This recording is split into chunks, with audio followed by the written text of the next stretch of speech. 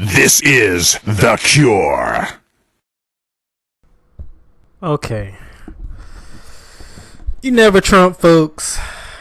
I can't. Look, folks. All the morals are on the line. I know some of you out there, you're pissed. You don't want to go with this. You're mad at the establishment. You're just mad in general. We couldn't get a conservative in there. I'm with you. I really am. There's something that I don't think a lot of you realize. This is really it. And I know we said that in 2012 when Mitt Romney was running for he won the Republican nomination. He was running for the White House. But this is truly it. The deck is stacked against us. And it's not, people treat me like I'm a Trump supporter now. I'm not a Trump supporter. I see the opportunity for self-preservation. We have to preserve. And there's a hell of a lot of difference between Trump and Hillary Clinton. A light year's worth of difference. And some of you are so angry you don't even see the differences. There is a difference. First, Trump's worked for a damn living. What has Hillary ever done besides sit there and let everything be handed to her, running on her husband's coattails? Second, Trump isn't ideological. He's just not. Yeah, he has some leanings towards the left, but he's not ideological. He doesn't have conservative principles. Some of the solutions to the problems that we face that he's presented are very conservative, like his immigration policy, like reforming the taxes.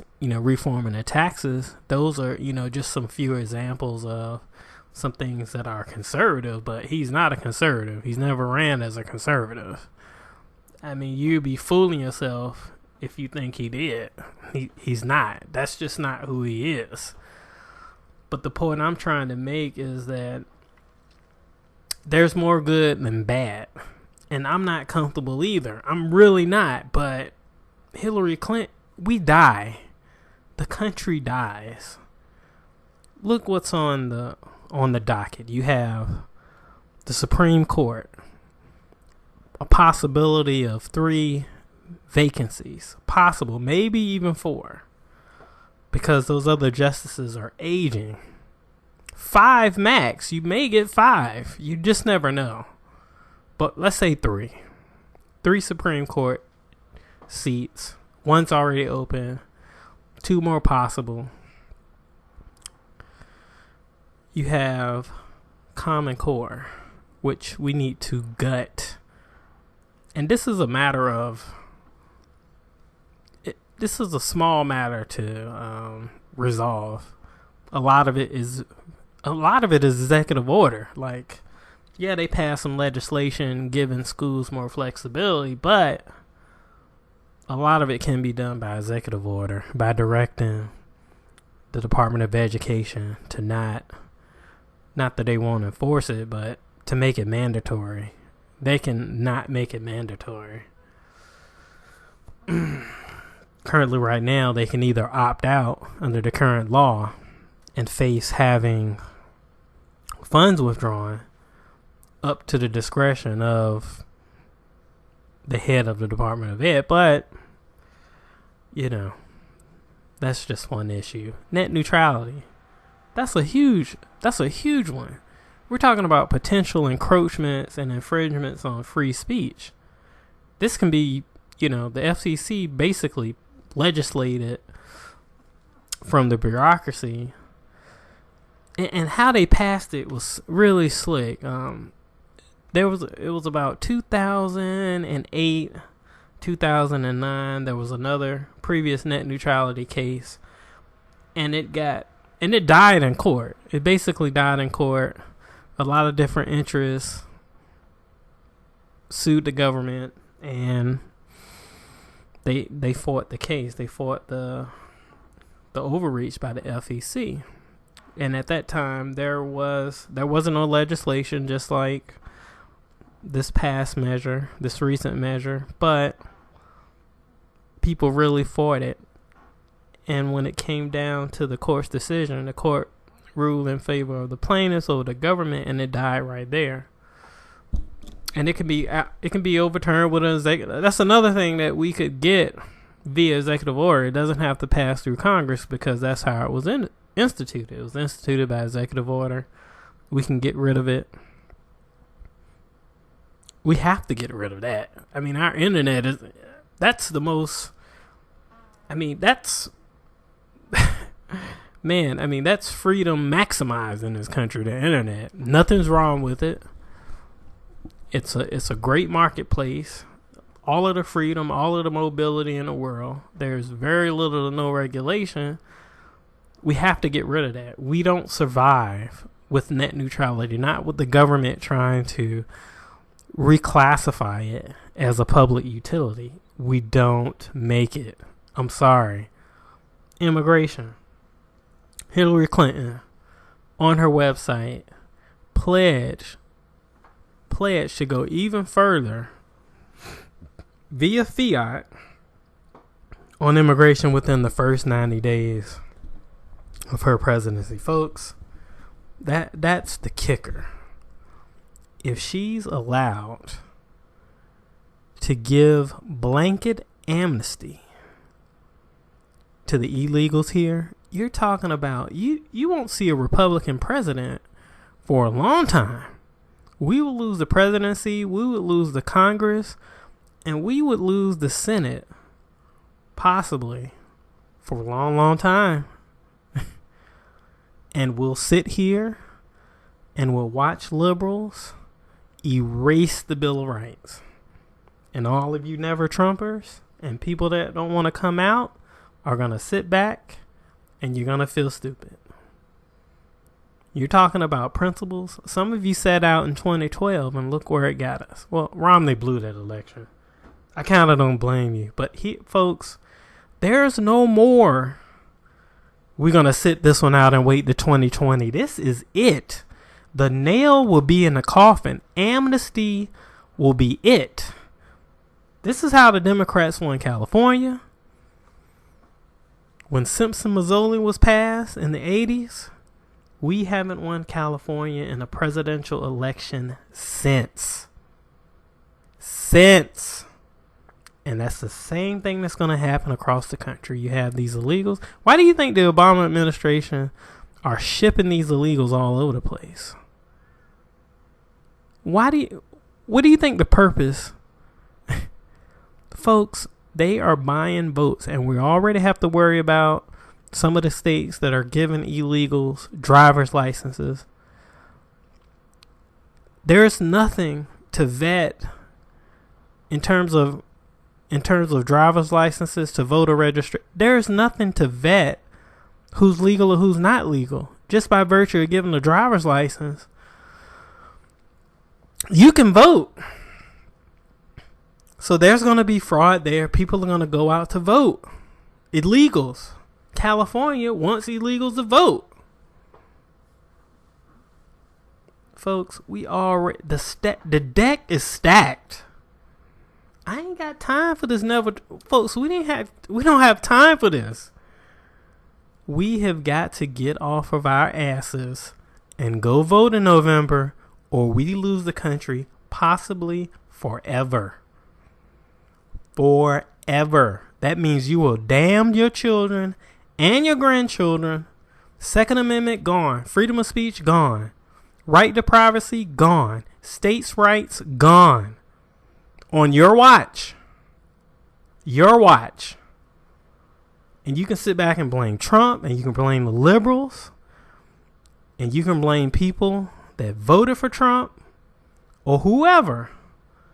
But at the end of the day, if the Democrats have their way, if they get their agenda pushed, this radical agenda, it's going to be on you. For those who didn't come out and vote, it's going to be on you. The blame is you. You're the one that's going to have to look at your children and your grandchildren and explain to them why you didn't stop Hillary Clinton. I'm not trying to do that. I'm in my 30s. I have 4 children. I would at least align myself with Trump temporarily to keep this incompetent, unethical, godless woman from entering that White House. And I don't like Trump or nothing, but I see the difference. We will live to fight another day under a Trump presidency. We die under Hillary Clinton. You think Obama was bad? Targeting tea parties? Ruling by fiat executive order? She will erase Congress. Here's the thing. They haven't fought her on anything. She's committed felonies.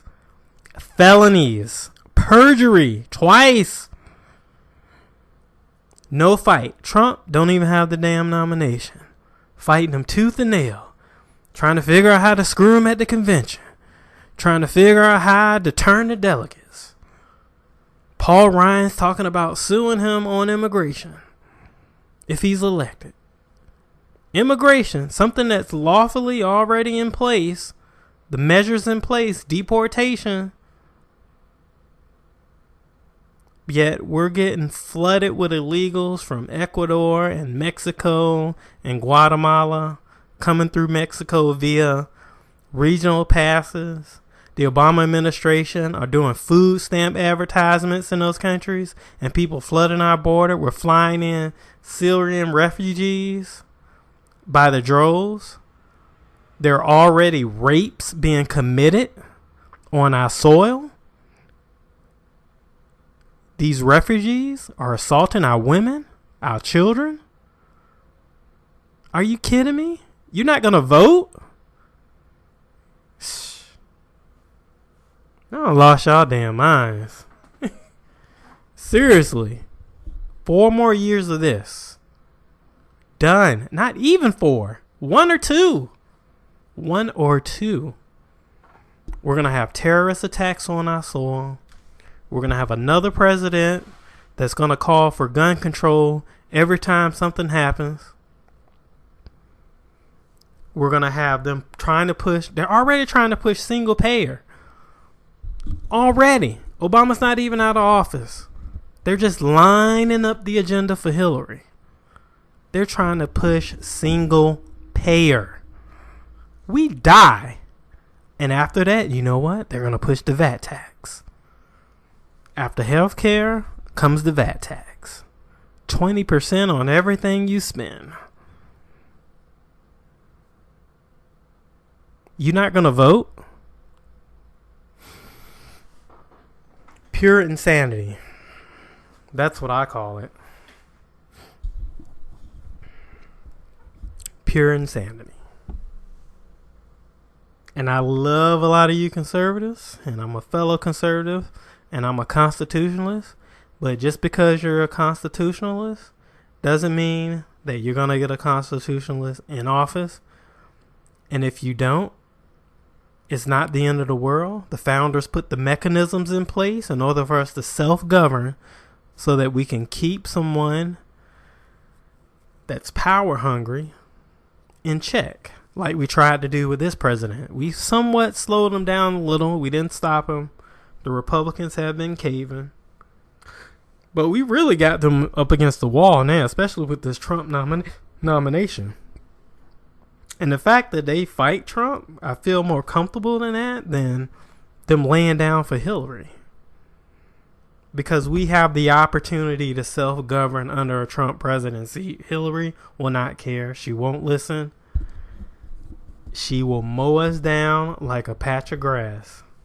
Believe it? So we have the opportunity to self-govern. And that's what conservatism is about, and that's what constitutionalism is about. It'd be nice to have a constitutionalist as president. I want a Ted Cruz presidency in the future, but that doesn't happen. Amnesty granted, that dies. It doesn't happen, folks. I'm sorry. I'm sorry to say it.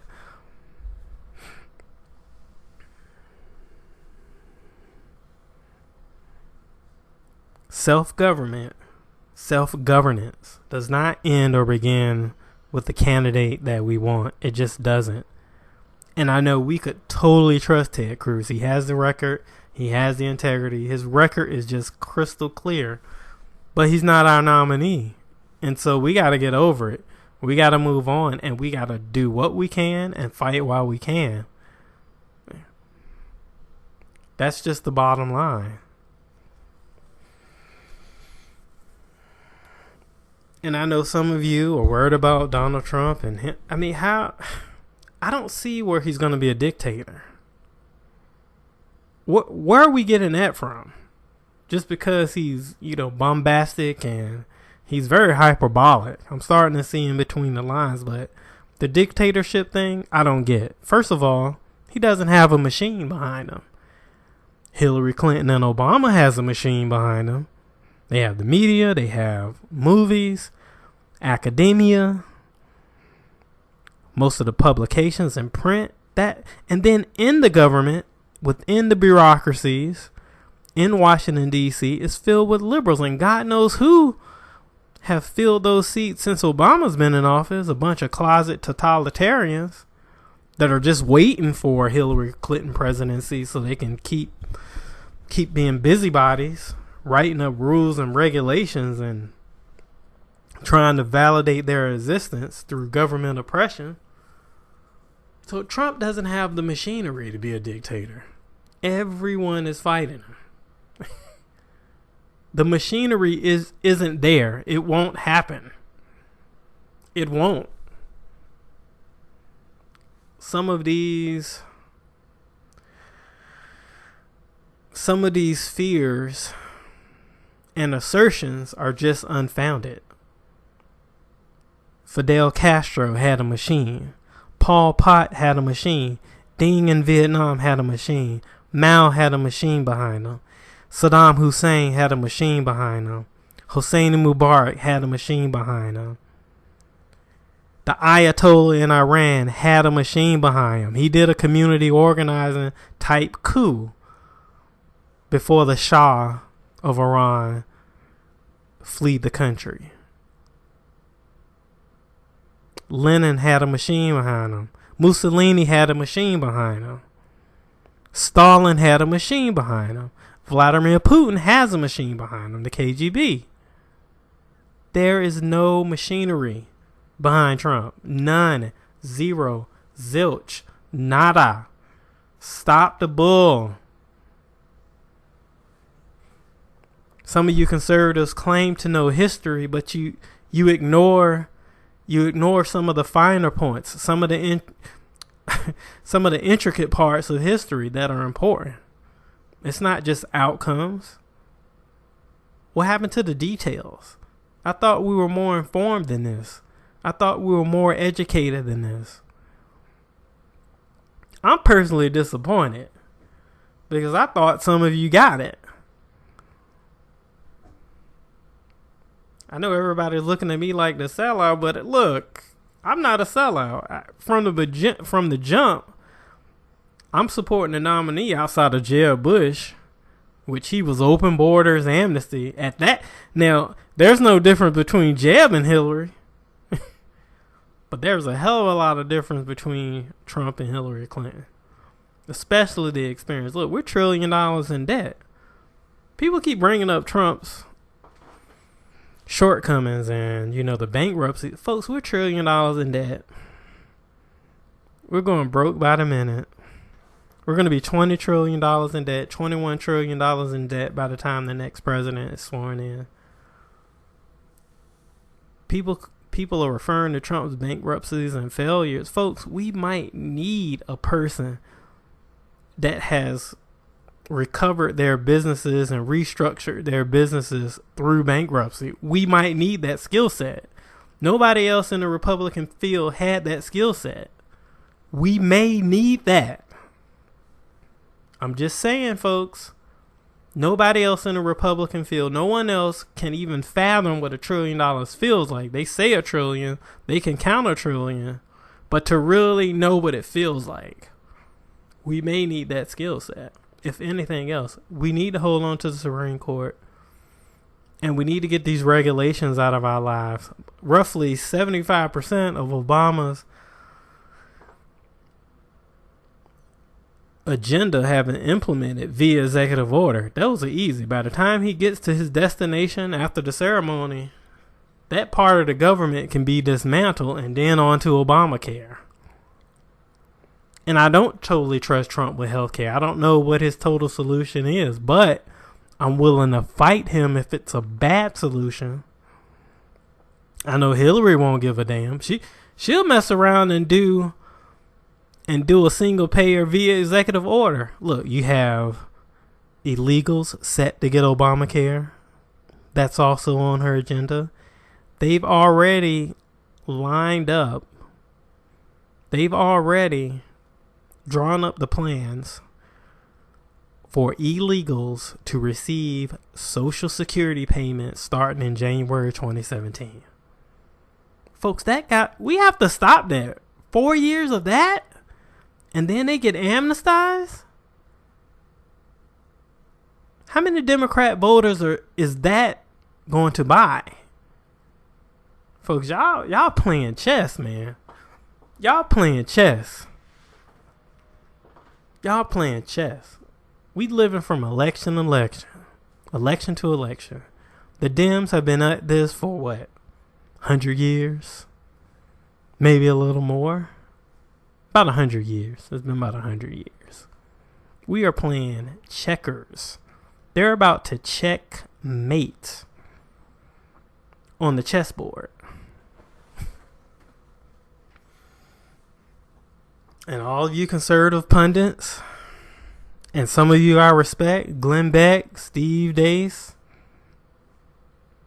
you guys are killing us. And I understand exactly where you're coming from, because mentally, I'm there too. But now is not the time to retreat to the churches. Now is not time to look forward to a civil rights type movement where we're being persecuted. And no, now look, folks, we live in a microwave society. And to be honest, just knowing the history and how different revolutions have started, I'm surprised we lasted this long.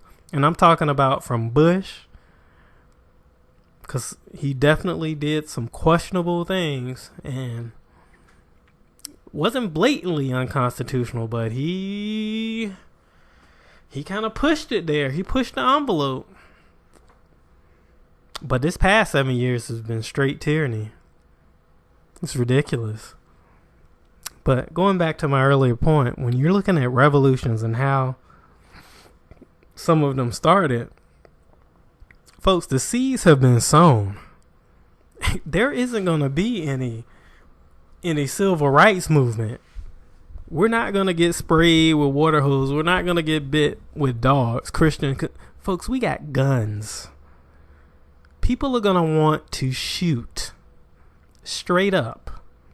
And if there isn't an armed revolution, I'm going to make this prediction. And I hope there's not an armed revolution, personally, because it would be bad for the country. America may collapse from within. Now, a lot of good came from our last revolution and civil war, but in modern times, it would be a bad thing. It could happen. And you have liberals talking about repealing the Second Amendment. I'm sorry, but we need to talk about the consequences.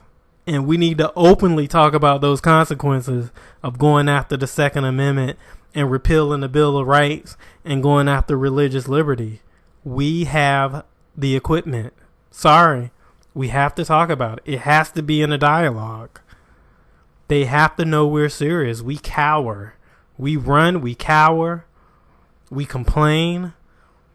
They talk about this. They talk about this. We sit there and we complain. We cower. We run. And I'm sorry, Glenn, I love you. You've been right for as long as I remember, but you're just wrong on this. You've been wrong about Trump for the last year. You're wrong on this. People aren't that patient. Not in this country, especially. People are going to want, if we don't have an armed revolution, there is at least going to be a standoff. That's my prediction. There's going to be a standoff. People are going to get tired, especially if Hillary's elected. People are going to get tired. She goes for confiscation or she goes for a repeal of the Second Amendment. Folks, we're going to have a standoff minimum. I'm telling you. I know too much about history and human nature from observing that history. People are going to get fed up and it's not going to be planned. It's not going to be organized. It's going to be spontaneous. It's an instinct that's going to kick in. It's in our DNA, folks. It's in there. That thing was planted during the Revolutionary War. We came back from that. We came back from World War One. We came back from World War Two. The Depression. Civil War. Folks, it's in our DNA. It's encoded in there, baby. And I don't know any other way to explain that. So, I hope y'all feeling me. I hope you go out and vote. It's stupid to stay home. It's reckless. And it'll